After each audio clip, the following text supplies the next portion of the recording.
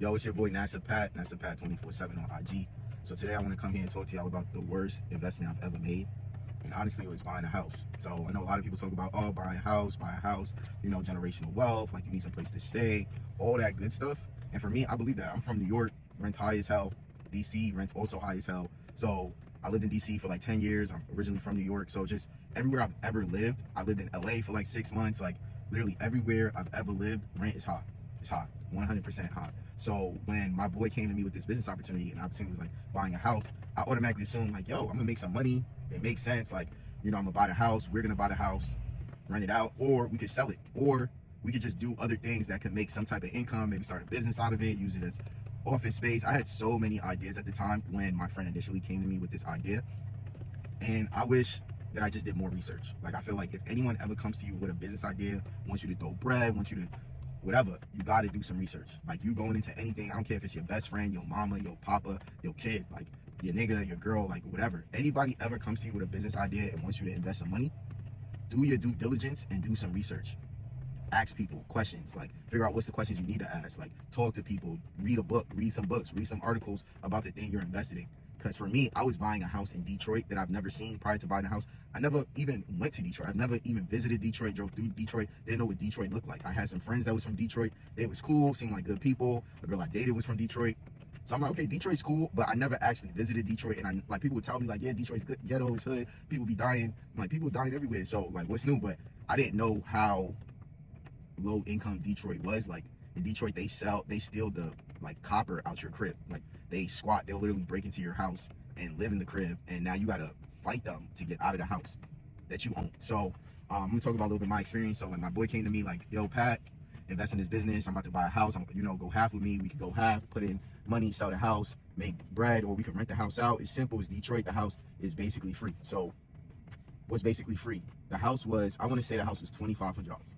We got a whole house for $2,500, and basically I think the house was like maybe 5 bands or 4 bands or whatever the case may be. But my homie's parent, I don't want to let y'all know if his mom or dad, just none of y'all business, but his parent is basically a police officer. So I think if you were like, you worked in the government or you worked for the city of Detroit, you got like 50% off the auction price for the house. So we dirt cheap, $2,500, $2,500 for the house. So for me, it was like, yo, $2,500 for the house, even if we put in a couple bands, someone's gonna buy it. Like, it just makes sense. So off rip, we bought a house.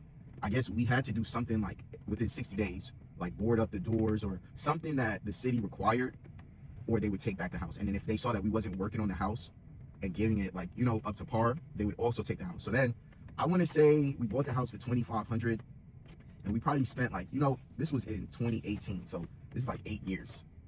We probably spent all in maybe like $15,000. Like that's remodeling, fixing the bathroom, fixing the floors multiple times, like just doing things for the house, paying the taxes. The taxes for the house is damn near what we just paid like 2 bands. So we probably spent more than 15,000, but let's just say 15,000 all in. So we paid 15,000 for the house, to repair the house and taxes and whatever, blah blah blah, and just mowing the lawn, getting new things. A lot of things my friend was able to get donated and for free, so that was a pro to our situation. But we did have to spend money. Like it wasn't like nothing, like, so it wasn't crazy amount of money. Like some people probably spent 15,000 on the bathroom, but for me it was like my first investment. It was my first time getting into real estate. Didn't know nothing about real estate, but knew now I had some type of property somewhere. And my friend would always big up to me like, yo, you can always come to Detroit, you can always visit, you got a house here. But to me it was like, yo, I live in New York, well, I live in DC. Like, to come to Detroit makes no sense. Like, and he would always spin it like, yo, you could start running your business, you could do all these things. And for me, I really wish I would have did the research. I would have did the research on Detroit's market, and I would have did research on my homie as far as like, does he have any connections to real estate? Is he in real estate? Does he do any kind of real estate? Because those things, it's like, if you invest off of someone else's idea and they bring nothing to the table or just as much as you, that's not a good look. If someone's bringing you into an investment and they don't even really have things figured out, that's not a good investment to be a part of. And 2,500, another 15 racks all in, split between both of us. And then now he's, it's been since 28, we've never rented out the house. We've tried to rent out the house for 4 years. We've tried to sell the house for 4 years. Nobody wants to buy the house. We've connected with realtors. Realtors just couldn't sell the house. I think we worked with like 2 realtors in the past. We finally got one, and we finally got our first offer 8 years in.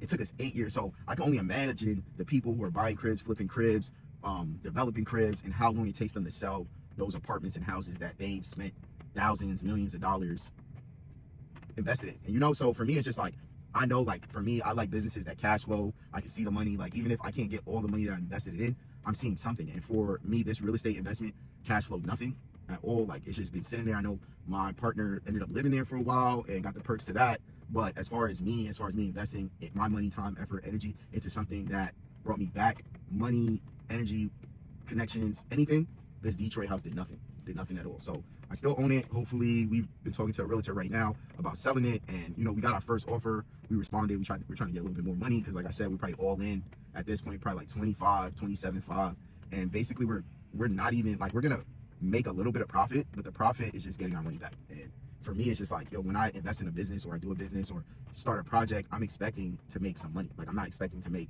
you know, money 7-8 years after starting a project. And maybe that's where I'm tripping. Like, maybe I do need to kind of have some future self talks and thoughts about how in the future, how can I take some investments that I have today and in 10 years from now, maybe they 10x. But this situation, I guess you could say it 10x.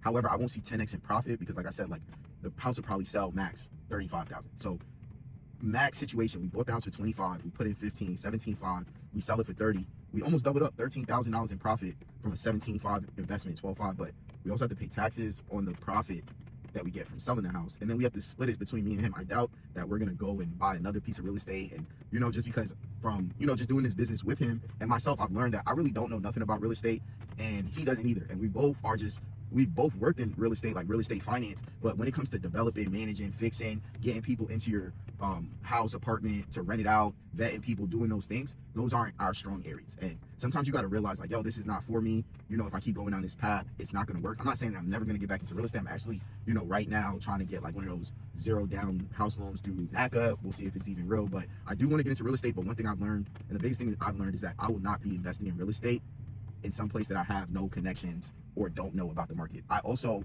will not be invested in real estate if a friend comes to me with the idea without any kind of proof in what he's done. Or, you know, like, everyone's, oh yeah, I have a friend that did this and blah blah blah, but it's like, when you talk to that friend, you hear about the pros and cons. You don't just see the money and what came in, you also see what went out. And I think a lot of people, when they start businesses, start ventures, start doing things, they only look at the money that comes in after the venture starts. They don't see what is put in to create this venture. So my worst investment, buying a house in Detroit. Hopefully, you know, it works out and I do walk away with a couple $1,000s, but right now it's just not looking good. So thank you so much for, you know, tapping in with me, sitting here through this video, learning about my worst business investment, and hopefully you don't go through the same. So it's NASA Pat, over and out. Holla at your boy. Follow, like, and subscribe. Don't forget.